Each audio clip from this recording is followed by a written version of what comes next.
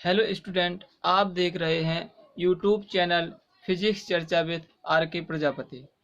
जैसा कि आपको अवगत है कि इस समय हम जो वीडियो अपलोड कर रहे हैं या जो डालेंगे वो क्लास 12th की बोर्ड परीक्षाओं के लिए, यूपी बोर्ड के लिए बहुत ही महत्वपूर्ण है। और जिन बच्चों का किसी कारणवश सिलेबस नहीं हो पाया है या उनकी भौतिक विज्ञान की पढ़ाई नहीं हो पाई है, वो बच्चे इस वीडियो की सहायता से अपना वर्क पूरा भी कर सकते हैं और उससे लाभ भी ले सकते हैं।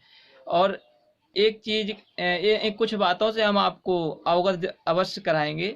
जैसे कि आपको हम जब पढ़ाएंगे तो हमने देखा है मोस्टली लोगों को इस समय अपने यहाँ कोस्टली क्या बताया जाता है कि परिभाषाओं को बता के और उन परिभाषाओं को बोर्ड पर लिख दिया जाता है, जिससे होता क्या है कि वीडियो बड़ी तो होती है लिखने से, और दूसरी चीज़ क्या होती है कि बच्चे अपना अपना यानी कि अपने तरफ से कुछ चीज़ों को नहीं समझते हैं और सीधा सीधा उन्हीं परिभाषाओं को याद करके उन्हीं को मूल भाषाओं में ले लेते हैं। लेकिन हमें किसी भी सब्जेक्ट के, हम यह नहीं कहते कि फिजिक्स सब्जेक्ट ही, आप प्रत्येक सब्जेक्ट को बड़ी गहराई से किताबों को घर पर पढ़िएगा, किताबों को समझिएगा, उनसे परिभाषाओं में अंतर देखिएगा और उन परिभाषाओं में क्या होता है उसको समझिएगा, तो आपको ज़्यादा बेटर होगा और अच्छा मार्क्स अचीव कर सकते हो। दूसरी बात हम आपको यहाँ पे बता दें कि हम जब यहाँ पे कोई भी वीडियो अपलोड करेंगे या लेक्चर यानी कि आपको देंगे, तो वो पूरा लेक्चर मोस्टली लैंग्वेज में होगा, जिसमें जो परिभाषाएं होंगी उन परिभाषाओं को हम कुछ यानी कि स्लो मोशन में बोल के आप लोग उनको लिख सकते हो। हम कुछ धीमे धीमे उनको बोलेंगे और जिससे आप लोग लिख सकते हो। हम बोर्ड पर नहीं लिखेंगे, क्योंकि बोर्ड पर लिखने से टाइम के ज़्यादा वेस्ट होता है, वीडियो बड़ी होती है, जिससे डाटा स्टोरेज बढ़ता है और आप लोगों को समस्या हो सकती है, क्योंकि इस समय डाटा की सबसे बड़ी समस्या है। क्योंकि हम हर सब्जेक्ट को डाटा के बेस पर ही पढ़ रहे हैं, इसलिए आप लोग इस चीज़ का ध्यान रखें कि जब भी हम पढ़ाने बैठें या आप वीडियो देखने बैठें तो आप अपने पास कोई एक अच्छी सी कॉपी, रफ कॉपी हो या जो कुछ भी समझते हो, फेयर कॉपी आप बनाना चाहते हो, तो आप अपना नोट बनाने के लिए आप बढ़िया सा पेन लेके और उसकी हेडिंग वाइज आप समझिएगा और जो भी आपको लिखना है वो आप पुश कर लीजिएगा और उस परिभाषा को एक बार सुन के पुश करके आप उसको अपने नोट में नोट कर लीजिएगा और उन परिभाषाओं को आप याद करते रहिएगा। या कुछ बच्चे कहते हैं कि सर हमारे पास परिभाषाएं पहले से मौजूद हैं या हम पहले पढ़ चुके हैं, हम उनको ना करें याद। ऐसा नहीं है, आप किसी की भी परिभाषा क्योंकि परिभाषा एक ही होती है, कुछ अलग नहीं होता है, उनमें केवल हम शब्दों की पर्यायवाची यूज कर लेते हैं, पर्यायवाची यूज करके और थोड़ा उसकी लैंग्वेज को अपने भाव में रख देते हैं। तो इस चीज़ का आपको ध्यान रखना है। और ऐसा नहीं आपके पास जो परिभाषा है आप उसको याद नहीं करिएगा, बिल्कुल आपके पास जो परिभाषा है आप उसमें देख लीजिएगा कि इसमें कोई कमी तो नहीं है और आप उस परिभाषा को याद करके बिल्कुल रख सकते हो, कोई इसमें डाउट नहीं है। तो आप इस तरीके से अपना यानी कि नोट बनाते रहिएगा, कंप्लीट करते रहिएगा। और यह बात भी सच है कि आप अगर इस यानी कि यूट्यूब चैनल पर कंटिन्यू और एक सिस्टम तरीके से पढ़ते रहोगे तो हम कह सकते हैं कि आपके मार्क्स 90 और 100 के बीच कोई नहीं रोक पाएगा। और यह चैनल का मकसद ही 90 to 100 पाना है। अब आपकी मेहनत पर डिपेंड करता है कि आप कितने मार्क्स अचीव कर सकते हो, तो इस चीज़ का हम ध्यान रखेंगे। और अब हम अपने चर्चा करते हैं अपने विषय पर। तो विषय के लिए क्या है कि हमने कुछ वीडियो पहले छोटे छोटे वीडियो बनाए थे जो अपने यूपी बोर्ड के सिलेबस को, यानी कौन कौन से क्वेश्चन आते हैं, अति लघु उत्तरीय, लघु उत्तरीय, और लघु उत्तरीय में 2 प्रकार से क्वेश्चन होते हैं, दीर्घ उत्तरीय, कौन क्वेश्चन कितने नंबर का होता है, किस यानी जो क्वेश्चन होता है वो कितने मार्क्स अपने पास रखता है। तो इस चीज़ का भी वीडियो आपके पास पहले से मौजूद है या आपको हम लिंक शेयर कर देंगे। दूसरी चीज़, अब हम यूनिट की बात करते हैं तो यूनिट में हम एक चीज़ का ध्यान रखेंगे कि यूनिट हम देखेंगे। यूनिट जो यूनिट पढ़ाएंगे उसी यूनिट के हम सारे चैप्टर आपके सामने एक बार प्रस्तुत कर देंगे, और उन चैप्टरों से जिस चैप्टर को हम पढ़ा रहे हैं उस चैप्टर की एक एक परिभाषा को हम बड़े ही दीर्घ तरीके से समझेंगे, अपनी भाषा में समझेंगे और बहुत ही सिंपल तरीके से समझेंगे, और कोशिश करेंगे कि आप उन परिभाषाओं को याद कर पाएं, और थ्योरी को भी हम बहुत अच्छी तरीके से लिखेंगे। रही बात आपकी न्यूमेरिकल्स की या व्यंजक की, तो व्यंजक आपको हम डेरिवेट करके दिखाएंगे, और परिभाषाएं सिर्फ आपको हम ओरल रूप से बताएंगे जो आप सुन सुन के लिख सकते हो। तो हम चर्चा करते हैं अपने फिजिक्स फर्स्ट पार्ट को पढ़ाएंगे। तो फिजिक्स फर्स्ट पार्ट में जो टॉपिक दिया गया है, या भौतिक विज्ञान को 12th में 3 भागों में बांटा गया है। तो पहली जो यूनिट है उसको हम विद्युत कहते हैं, दूसरी यूनिट जो आपकी आती है वो प्रकाश होती है, और तीसरा भाग आपका आता है आधुनिक भौतिकी, यानी कि विद्युत मतलब इलेक्ट्रिसिटी, दूसरा जाके यूनिट के नाम नहीं है, यानी कि हम भौतिक विज्ञान को बता रहे हैं। आपको 3 भागों में मिलेगी आपको। एक तो क्या है विद्युत, यानी कि इलेक्ट्रिसिटी, स्थिर वैद्युत की भी इसमें है, वैद्युत चुंबकत्व भी यूनिट है। तो यानी कि हम यूनिट को ना बता के हम केवल पोर्शन इसके बता रहे हैं। तो पहला पोर्शन आपका क्या है विद्युत, दूसरा है प्रकाश यानी लाइट, और तीसरा आपका है आधुनिक भौतिकी यानी मॉडर्न फिजिक्स। तो इस चीज को पढ़ेंगे। तो हम सबसे पहले अपना विद्युत को पढ़ेंगे। तो विद्युत में जो आपकी पहली यूनिट है वो यूनिट है स्थिर वैद्युत की। उस यूनिट का नाम क्या है स्थिर वैद्युत की। तो इस चीज को हम पढ़ेंगे। तो देखते हैं हम स्थिर वैद्युत की में क्या क्या है, एक बार हम इसको देख लेते हैं कौन से चैप्टर स्थिर वैद्युत की में है। 3 चैप्टर हैं, कौन कौन से हैं, और इसके बाद फिर अपना चैप्टर जो पहला होगा उसको स्टार्ट करेंगे। तो हम इस चैप्टर के पूरे प्रारूप को देखते हैं। यूनिट जो हमारी फर्स्ट है वो क्या है स्थिर वैद्युत की यानी इलेक्ट्रोस्टैटिक्स। जो इलेक्ट्रोस्टैटिक्स यूनिट है उसमें आपके 2 चैप्टर हैं। 2 कौन से चैप्टर हैं? पहला आपका चैप्टर क्या है वैद्युत आवेश तथा वैद्युत क्षेत्र। फर्स्ट चैप्टर आपका है electric charge and electric field. तो इस चीज का आप ध्यान देंगे, पहला चैप्टर कौन सा है इलेक्ट्रिक चार्ज एवं इलेक्ट्रिक फील्ड, और दूसरा आपका जो चैप्टर दिया गया है वो क्या है electric potential and electric capacitance.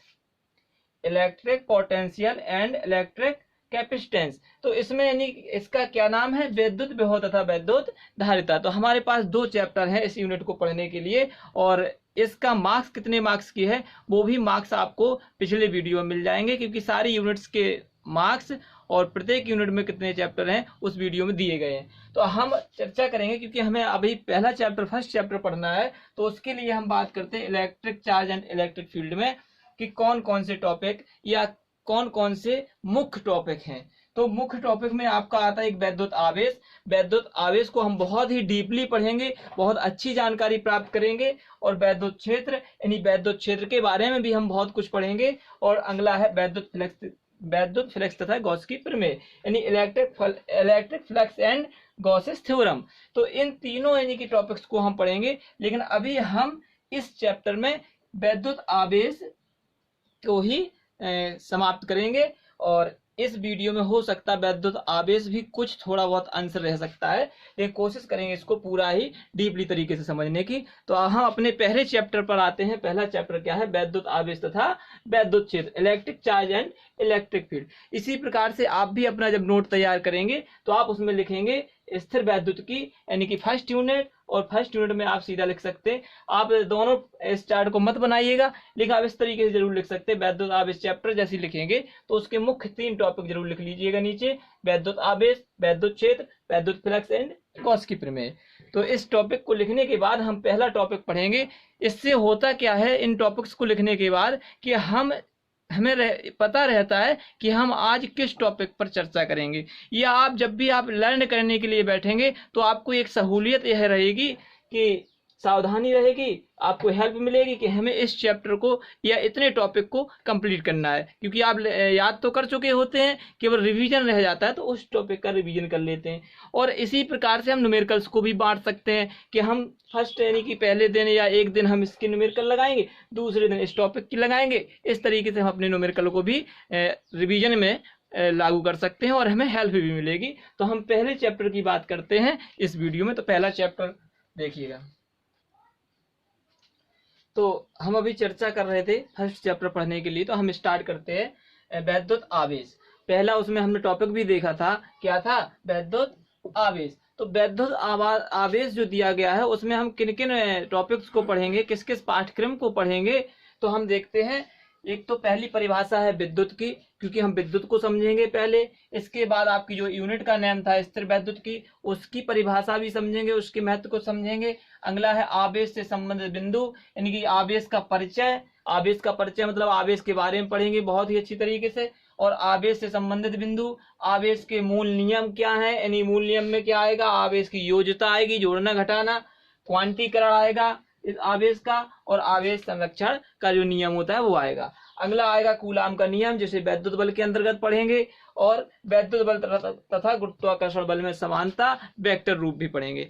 और हम आपको एक बात और नोट करा दें कि हम पूरा पढ़ेंगे जो पहले पढ़ते थे, जितना हम सिलेबस पहले पढ़ते थे वही सिलेबस पूरा पढ़ेंगे, लेकिन जो 30% सिलेबस संभवतः कम किया गया है उस सिलेबस को हम आपको बताते जाएंगे कि इस चैप्टर इस टॉपिक को आपके चैप्टर से अभी समय कम किया गया है। तो आप उस टॉपिक पर रेड लाइन करके आप उसको अपने लिए इंगित कर लें कि इसको हमें ज़्यादा ध्यान नहीं देना, लेकिन उसके बारे में पढ़ना आवश्यक है, क्योंकि हमें आगे चल के उसका भी काम पड़ेगा और उससे भी हमें कुछ हासिल होगा। तो इस तरीके से हम पहले जो परिभाषा है उसकी बात करते हैं, विद्युत क्या है।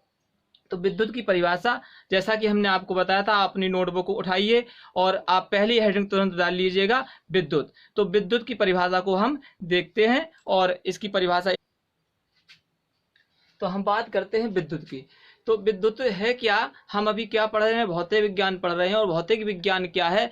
विज्ञान की शाखा है, इसीलिए हम बात करते हैं विद्युत भी विज्ञान के अंतर्गत ही आती है। तो हम क्या कहेंगे? विज्ञान की वह शाखा। तो विज्ञान की वह शाखा जिसके अंतर्गत हम आवेश या आवेशित वस्तुओं के प्रभाव, उनके क्या इफेक्ट होते हैं, जो वस्तुएं आवेशित होती हैं, जो चार्ज होती हैं वस्तुएं, उनके क्या प्रभाव होते हैं, उसके बारे में जब अध्ययन करते हैं तो हम क्या कहते हैं? विद्युत कहते हैं। तो विद्युत की परिभाषा आप क्या लिखोगे?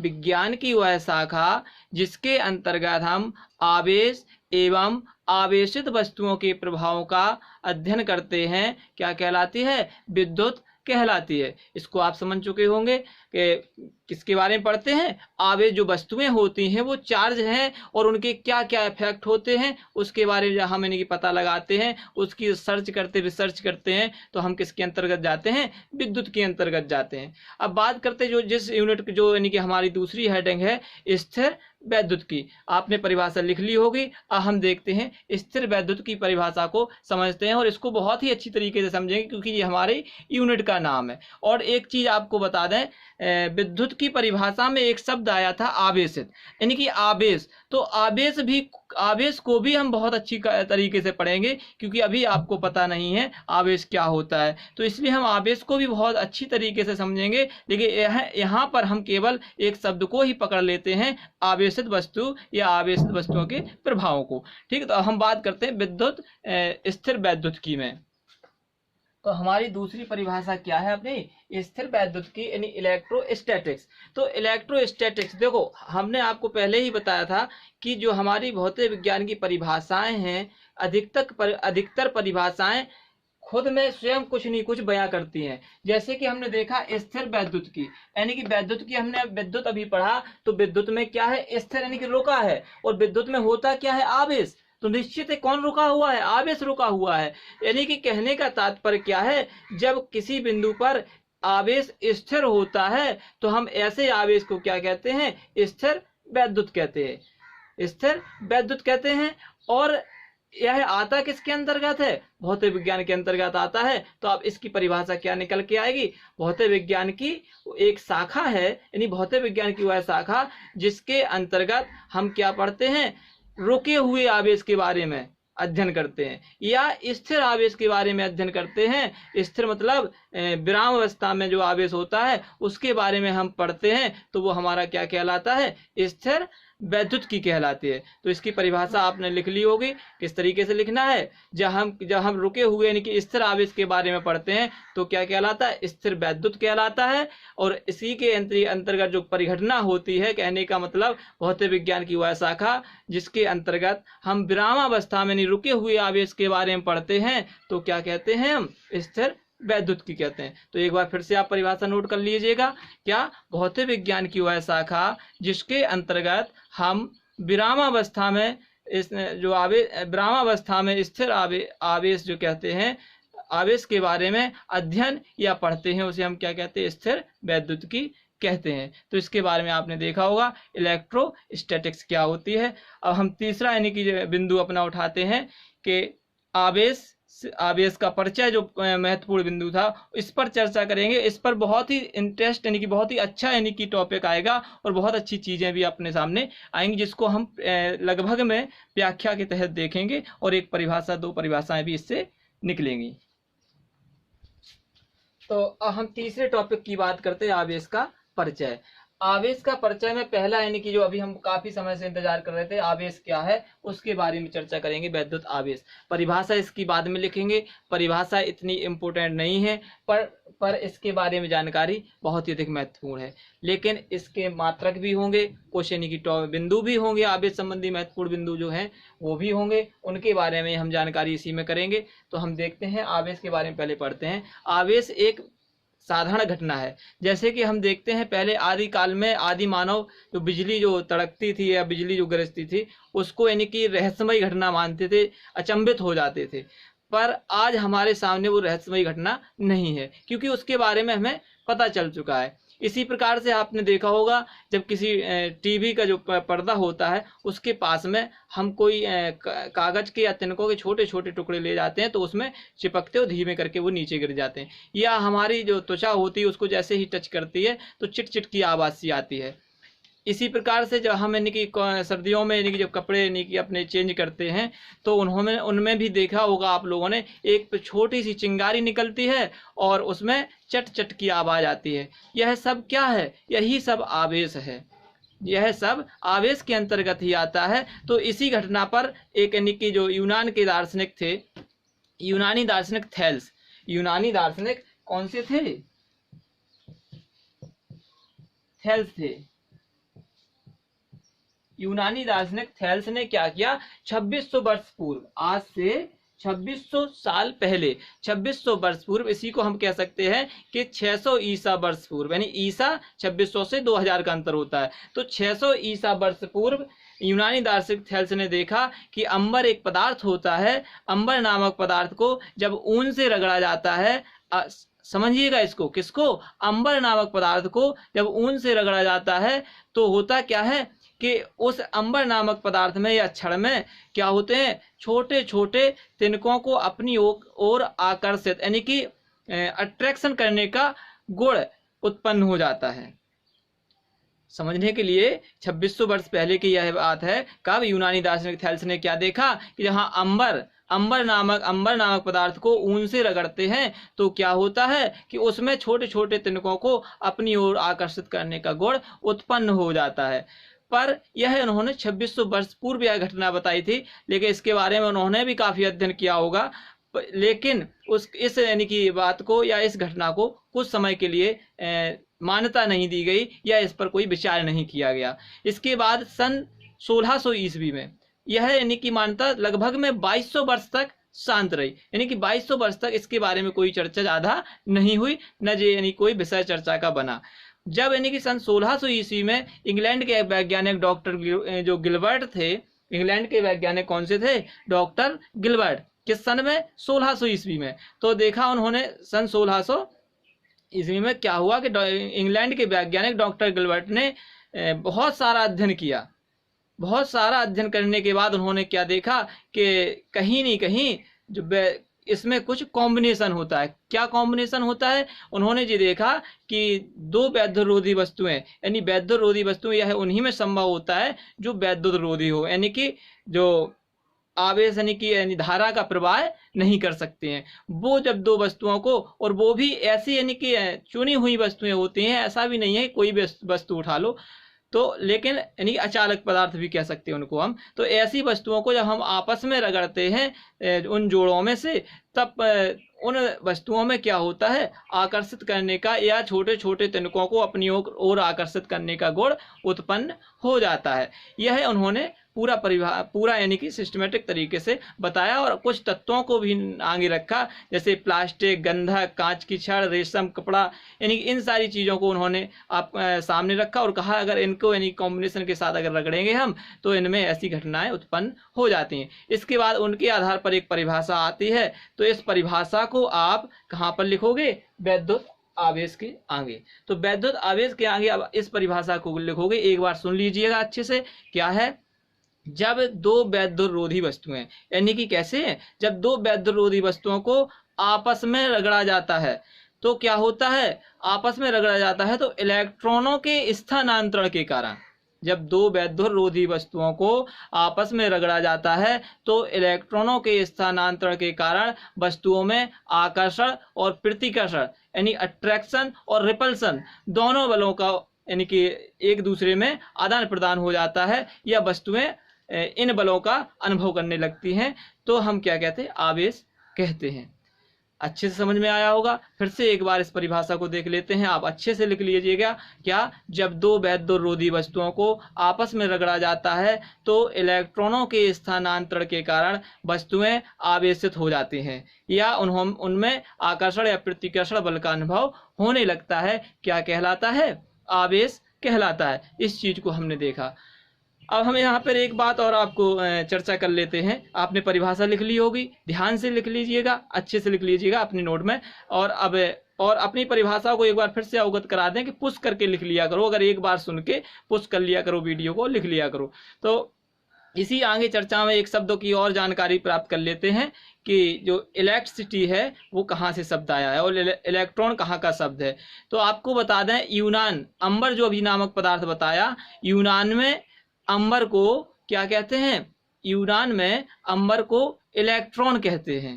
यूनान में अंबर को इलेक्ट्रॉन कहते हैं, अर्थात कहने का मतलब जो इलेक्ट्रॉन शब्द है वो यूनान देश का है लेकिन अंबर का है, तो अंबर कहते हैं। और उसी यानी कि अंबर से क्या बना है, इसी जो ऊपर जो घटना अभी हमने बताई आपको आदान प्रदान वाली, इसीलिए इसको क्या कहने लगे, इलेक्ट्रिसिटी कहने लगे। जो विद्युत हमने पढ़ी थी उसको कहते हैं। तो इस चीज को आप यहाँ जानकारी मिली होगी। एक आपके सामने बोधात्मक प्रश्न आ चुका है, वो आप याद रखिएगा। कौन सा, कि इलेक्ट्रॉन किस यानी कि शब्द से लिया गया है या कहाँ का यानी कि ये शब्द है, तो आप बता सकते हो यूनान का है, अंबर नामक पदार्थ से लिया गया है। इसके बाद आगे हम और इसमें चर्चा करेंगे कि आवेश से संबंध। अभी हमने केवल आवेश की खोज के बारे में पढ़ा कि आवेश कैसे प्राप्ति हुई, आवेश की परिभाषा क्या है। अब आवेश संबंधी जो महत्वपूर्ण बिंदु हैं उनके बारे में थोड़ी चर्चा करेंगे, और बहुत अच्छा यानी टॉपिक है, इसके बारे में देखते हैं।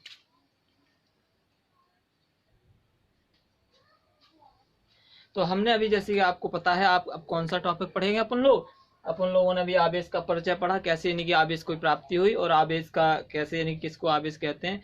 और अगर आपको परिभाषा थोड़ी सी वो कठिन लगती है तो कुछ परिभाषाएं और यानी कि शॉर्ट फॉर्म में रख दी गई हैं। जैसे कि एक परिभाषा आप देख सकते हो कुछ संक्षिप्त में, वह मूल कारण जिससे वस्तुओं में आकर्षण या प्रतिकर्षण बल का अनुभव होने लगता है वह क्या कहलाता है, आवेश कहलाता है। और वो जो मूल कारण है, परिभाषा में आपने एक शब्द देखा होगा छिपा हुआ है, क्या है, मूल कारण, यानी वह मूल कारण जिससे वस्तुओं में आकर्षण या प्रतिकर्षण बल का अनुभव होता है। तो वो मूल कारण कौन सा है, इलेक्ट्रॉनों का स्थानांतरण। तो इस तरीके से एक परिभाषा ये भी होती है, आप अगर लिखना चाहे तो, याद करना चाहते तो कर सकते हो। अब बात करते हैं आवेश से संबंधित महत्वपूर्ण बिंदु। आवेश से संबंधित महत्वपूर्ण बिंदु में क्या है कि पहले तो यानी कि आवेश की प्रकार, एक एग्जाम्पल की बात कर लेते हैं। इन दो एक एग्जाम्पल भी देख लेते हैं क्या है ऊपर आवेश के परिचय में। तो जब हमने देखा होगा, जैसे हमने अभी काफी एग्जाम्पल बताए टीवी वगैरह का, इसी प्रकार से जैसे हमने एक देखा होगा कि जब हम रूखे बाल यानी सूखे जो बाल होते हैं उनमें कंघी करते हैं तो उनमें चिट चिट की आवाज भी आने लगती है, और उनमें भी क्या होता है, कंघी में यह गुण उत्पन्न हो जाता है कि हम कंघी जब नीचे रखेंगे तो उसमें छोटे छोटे तिनके ऊपर आ जाएंगे। इसी प्रकार से जब रेशम की छड़ को कांच की छड़ को रेशम के कपड़े से रगड़ते हैं तो यह गुण कांच की छड़ में भी आ जाता है। तो जी आपके एक दो एग्जाम्पल हैं। अब रही बात आगे, आपको पता चल जाएगा किस छड़ में कौन सा गुण आता है। तो इसके पहले हम फिर से एक चर्चा करते हैं। यहाँ पर भी आपको एक बोधात्मक प्रश्न निकल के आएगा और कुछ आपको मिलेगा। क्या है कि आवेश, जब यानी कि देखा कि आवेश यानी कि वस्तु आकर्षित करती प्रतिकर्षित करती है। अब यहाँ पर एक चीज संशय होता है कि ऐसे यानी निश्चित है कि आवेश में कहीं नहीं कोई अलग चीज विद्यमान है जो यानी कि आवेश को आकर्षण और प्रतिकर्षण के लिए यानी अट्रैक्शन और रिपल्सन के लिए प्रेरित करती है। तो जब यानी कि उसके बारे में व्याख्या हुई या उसके बारे में जब जानकारी हुई तो पता चला क्या कि और जो इसके बारे में यानी कि क्या पता चला कि जो वस्तुओं में यानी कि धन आवेश होता है वो हम लाइक चार्ज डिसलाइक चार्ज अलग अलग पढ़ेंगे। लेकिन आवेश को दो प्रकार में बांटा गया। क्यों? क्योंकि उन्होंने दो ही प्रकार में क्यों बांटा गया, इसका भी एक लक्ष्य है कि देखा हमने जब हमने दो वस्तुओं को आपस में रगड़ा, जैसे कंघी को बालों से रगड़ा तो पता चला कंघी में यह गुण उत्पन्न हो गया, या रेशम की छड़ को हमने कांच से रगड़ा तो यह गुण कांच की छड़ में आ गया।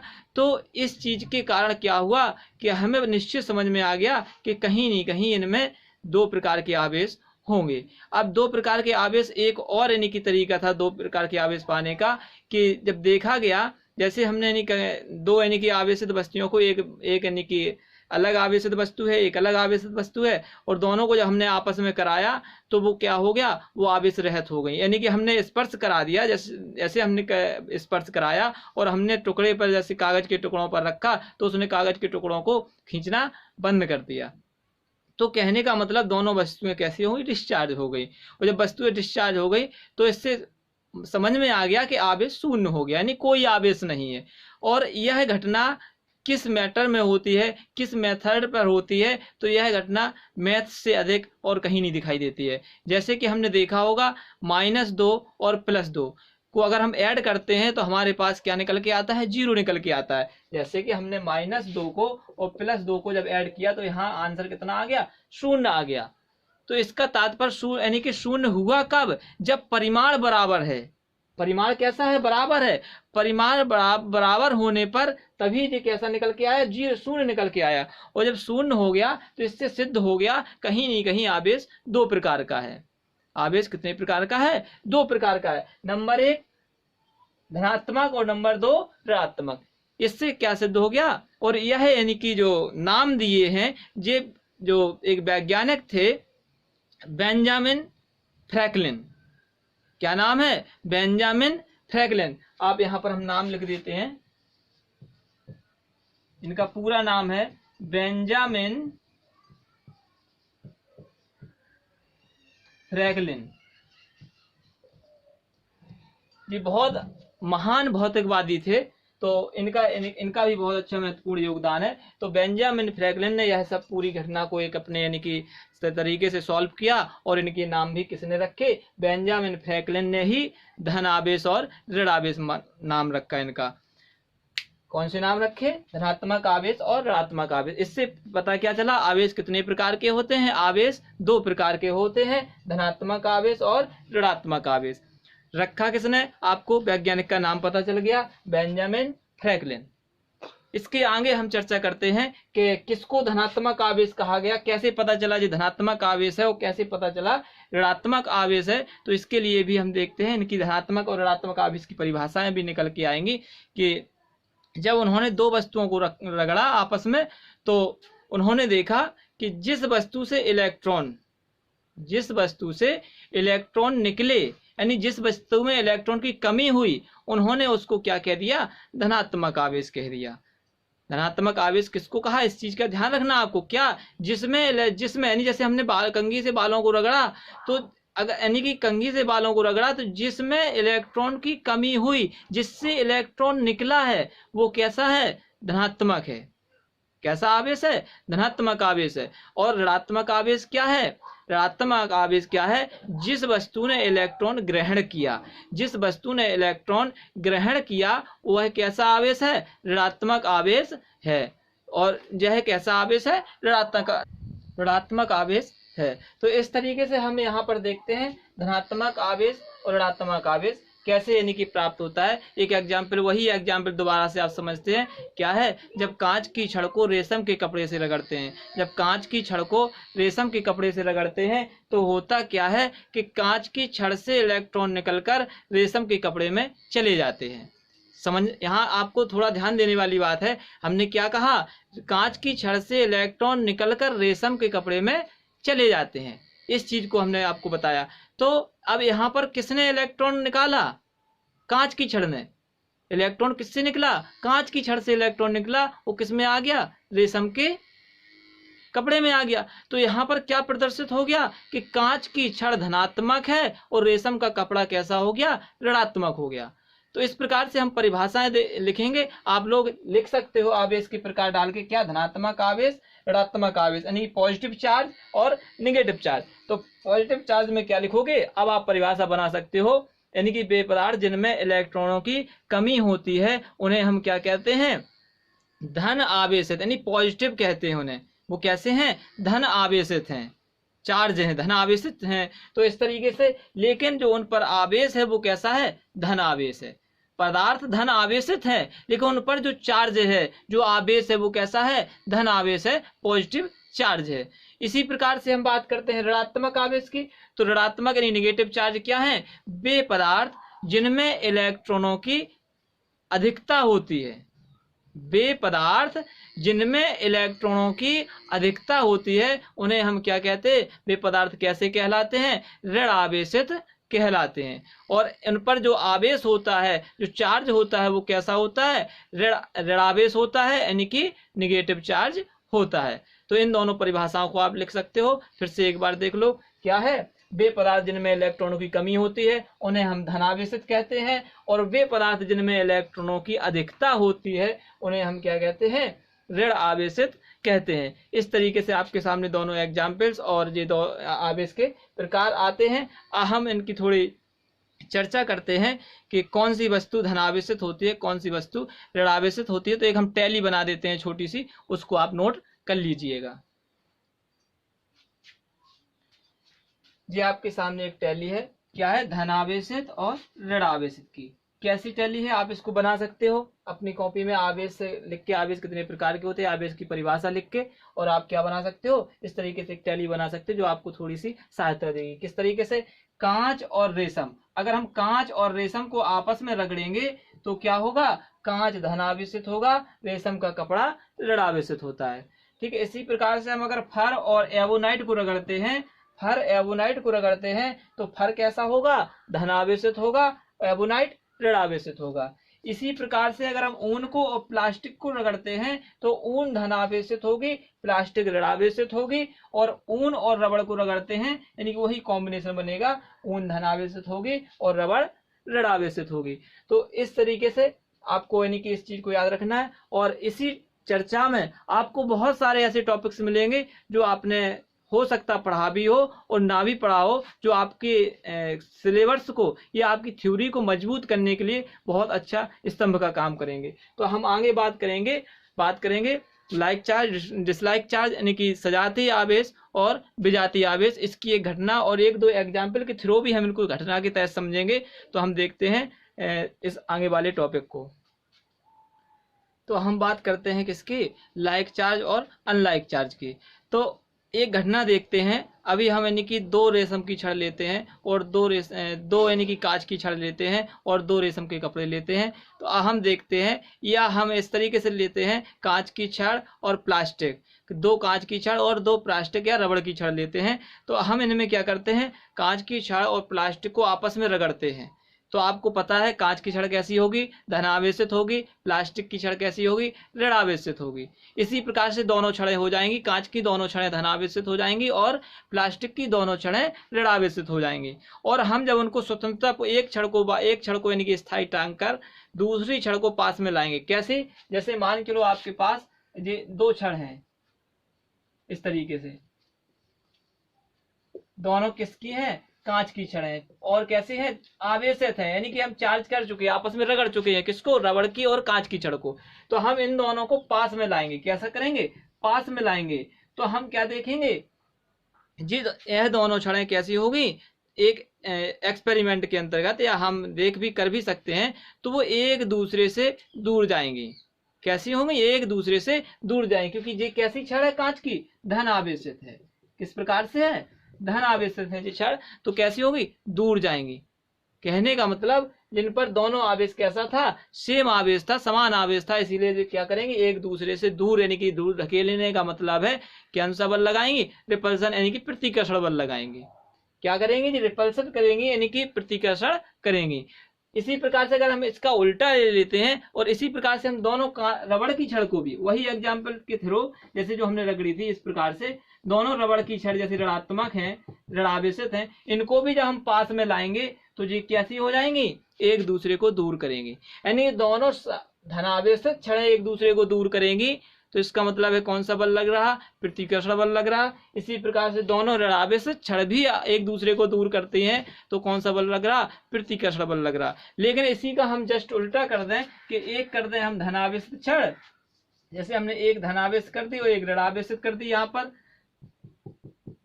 तो क्या होगा? दोनों छड़ें एक दूसरे के, छड़ को हम पास में ला रहे हैं, जब छड़ को पास में लाएंगे तो इन पर बल कैसा लगेगा?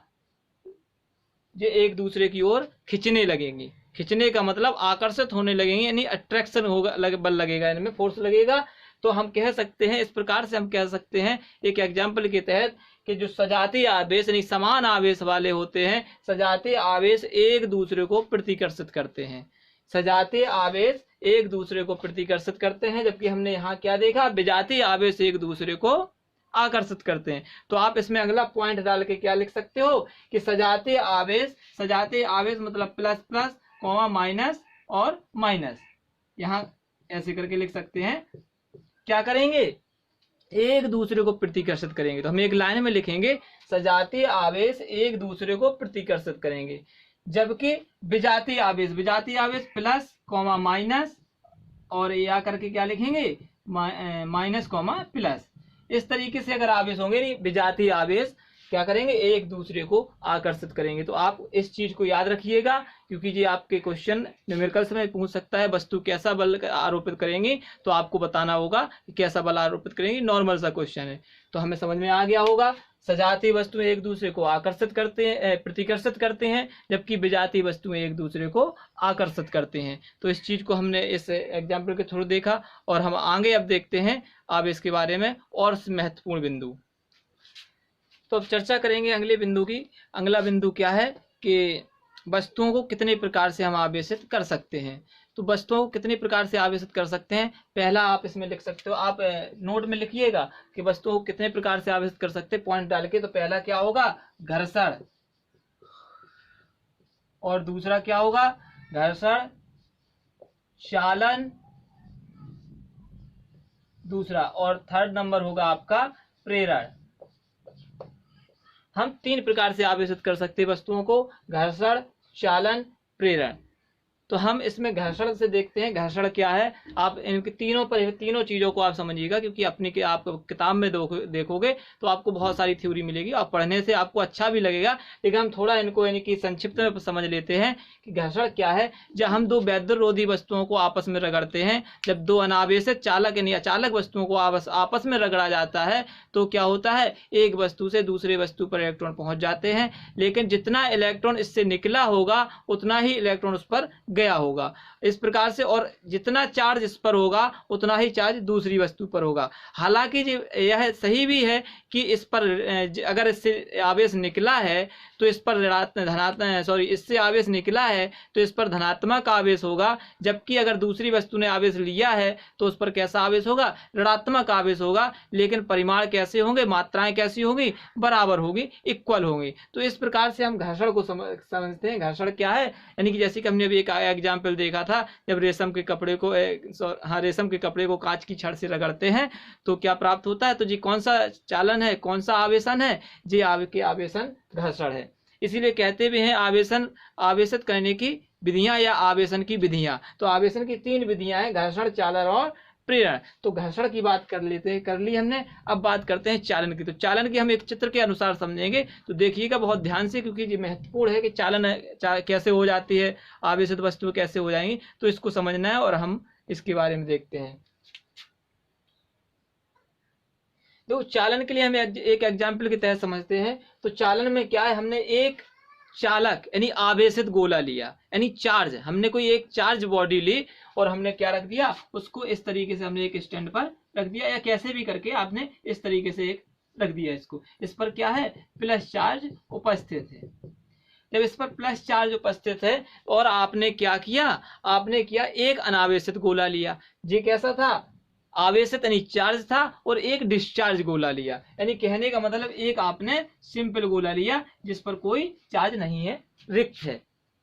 फिर तो अब हम क्या करेंगे, जब इन दोनों गोलों को लेकर हम क्या करेंगे, इन दोनों गोलों को हम कुछ समय के लिए, क्षण भर के लिए एक दूसरे से संपर्क में कर देंगे। जैसे कि हमने इनको संपर्क में ऐसे रखा इस तरीके से और देखा, तो जब जैसे हम इनको संपर्क में रखेंगे तो होगा क्या, इसका आवेश कुछ जो इसका आवेश होगा वो किस में आ जाएगा, इसमें आ जाएगा। दूसरे जो अनावेशित था, चालक अनावेशित यानी कि चार्ज डिस्चार्ज, तो जब चार्ज वाला गोले के संपर्क में हमने डिस्चार्ज वाला गोला रखा तो क्या हो गया, इसमें भी इसका आवेश जो था वो इसमें आ गया, तो दोनों पर क्या हो गया, चार्ज वितरित हो गया। और जैसे ही चार्ज वितरित हुआ तो हमने दोनों गोलों को अलग कर दिया।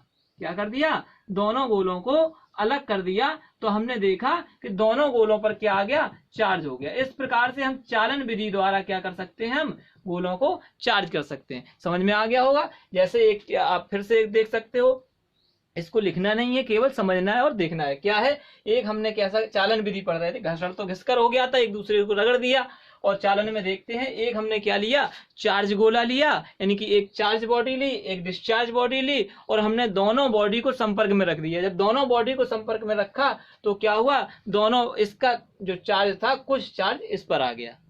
अब कितना आया उसका भी एक नियम होता है, वो हम योज्यता पढ़ेंगे, जो मूल नियम है उसमें पढ़ेंगे, तो वो यानी कि उसका एक फॉर्मूला भी होता है, एवरेज आता है। तो इस प्रकार से हमने देखा कि इसका चार्ज इस पर आ गया और हमने क्या कर दिया, बॉडी को अलग कर दिया। जब बॉडी को हमने अलग किया तो वस्तु कैसी हो गई, चार्ज हो गई। तो इस प्रकार से हम क्या कर सकते हैं, चालन विधि से हम इस वस्तुओं को चार्ज कर सकते हैं। अच्छा, बात करते हैं तीसरे प्रेरण की। तो प्रेरण आवेश को भी हम हम बात करते हैं प्रेरण की। घर्षण को समझा, चालन को समझा, अब प्रेरण को देखते हैं। प्रेरण में हमने क्या किया, दोनों उदासीन गोले लिए। दोनों हमने कैसे गोले ले लिए, उदासीन गोले ले लिए। जबकि आपको एक बात और बता दें कि आवेश तो हर बॉडी में होता है, बिना आवेश यानी बिना आवेश की कोई वस्तु नहीं है। लेकिन होता क्या है कि समान मात्रा में होने के कारण वस्तु कैसा बिहेव करती है, उदासीन वस्तु का बिहेव करती है। यानी दोनों आवेश इक्वल मात्रा में होने के कारण बॉडी कैसा लगती है, उदासीन है, यानी कि उस पर कोई आवेश नहीं है। लेकिन चार्ज तो होता ही है। देखो इससे समझ में आता है कैसे। तो हमने क्या किया, दो उदासीन गोले ले लिए। जैसे दो उदासीन बॉडी ली हमने और क्या कर दिया, हमने दोनों उदासीन बॉडी को एक दूसरे के संपर्क में रखा। दोनों उदासीन बॉडी को हमने क्या किया, एक दूसरे के संपर्क में रखा। जैसे हमने इस तरीके से दोनों बॉडी को हमने कैसा रख दिया, एक दूसरे से जोड़ के रख दिया, सटा के। तो इस तरीके से हमने दोनों उदासीन बॉडी को हमने एक दूसरे के संपर्क में रख दिया, तब भी कोई समस्या नहीं होती है।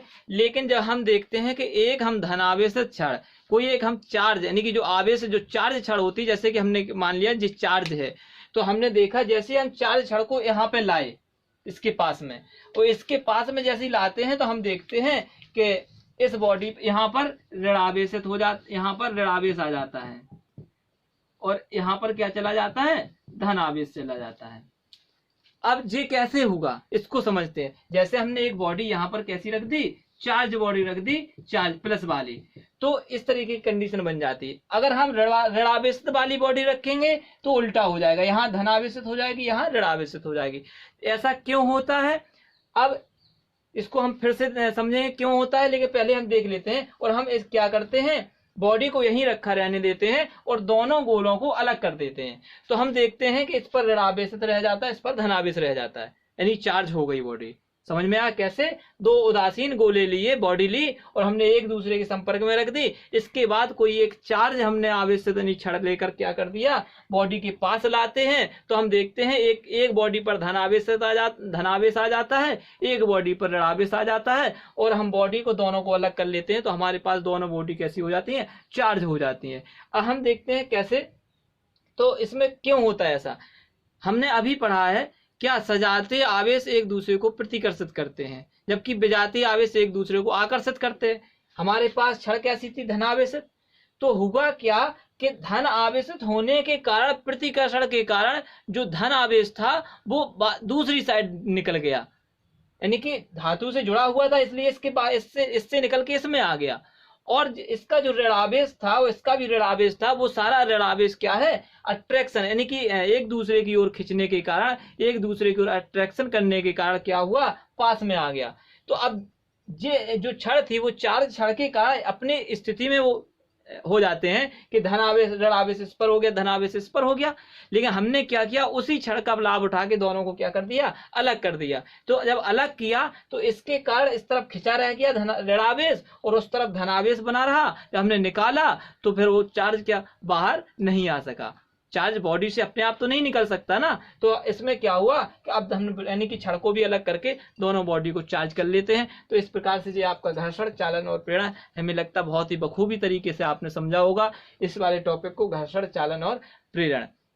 अब आगे का यानी टॉपिक हम इसी के अंतर्गत बहुत ही महत्वपूर्ण यह टॉपिक भी था, क्योंकि इससे परिभाषाएं, महत्वपूर्ण टॉपिक वह नहीं होता है जिससे हम यानी कि सॉल्यूशन करते हैं या जो हमारे पेपर में आता है हम कर सकते। महत्वपूर्ण वह टॉपिक होता है जिससे हम पेपर में आने वाले क्वेश्चन का सॉल्यूशन कर सकते हैं। तो इन सारी चीज़ों का उपयोग करके हम आंसर दे सकते हैं, काफ़ी यानी कि चीज़ों का सॉल्व कर सकते हैं, बीच से हम नहीं कर सकते हैं। इसीलिए ये थोड़ा हो सकता है आपको बोरियत वाला भी सब्जेक्ट थोड़ा लगा हो टॉपिक। वैसे हमें लगता नहीं है कि ऐसा बोरियत वाला होगा, बहुत अच्छा टॉपिक है। लेकिन आप हो सकता है स्कूल में भी पढ़ चुके हो, कई जगह कई बार पढ़ चुके हो, क्योंकि प्रारंभिक टाइम में हर यानी कि टीचर अच्छा से अच्छा देने की कोशिश करता है, फिर उसके बाद जो कुछ भी होता है वो अपनी जगह होता है। तो इस तरीके से हमने इसको किया। अब आगे देखते हैं, अगले नेक्स्ट वीडियो में देखते हैं जो आगे वाला टॉपिक है, बहुत ही महत्वपूर्ण है। उसमें बहुत ऐसी चीज़ें आपके सामने आएंगी कि अभी तो हो सकता नहीं आई होंगी, शायद एक दो यानी कि नाम आए होंगे, कुछ चीज़ें आ गई होंगी शायद, लेकिन आगे वाले वीडियो में बहुत ज़्यादा चीज़ें, कम से कम 6 से 7 या 8-10 चीज़ें ऐसी होगी जो आप शायद यानी कि पढ़ भी चुके होंगे या ना भी पढ़े होंगे। तो उनको अध्ययन करेंगे। इसी प्रकार से विस्तृत जानकारी लेते हुए हम इस टॉपिक को, इस चैप्टर को समाप्त करेंगे। तो इस चैप्टर को हम शीघ्र ही और समाप्त करने की कोशिश करेंगे जितनी जल्दी हो सकता है। अगला वीडियो आपको पता है कौन से दिन आएगा, उस दिन का इंतजार करिएगा। धन्यवाद एंड थैंक यू।